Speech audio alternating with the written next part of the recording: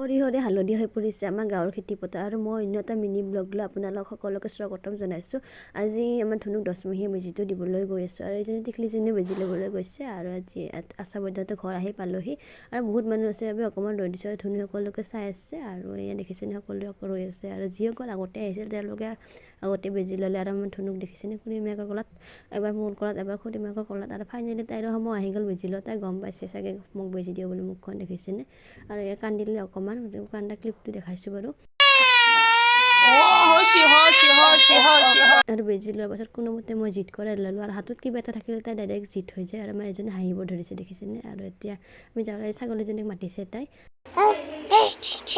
আহিলেহি আমিও ঘৰলৈ যাওঁ আৰু আমাৰ ধুনীয়া গাড়ীত উঠি বহুত ভাল পায় তাৰমানে গছ গছনিবোৰ চাবলৈ পায়নে আৰু এয়া দেখিছেনে তাই ধুনীয়াকৈ গছ গছনিবোৰ চাই যাই আছে আৰু ফাইনেলি আমি আহি পালোহি ঘৰ। অন্য এটা ভিডিঅ'ত সকলোকে লগ পাম। এতিয়া টাটা বাই বাই।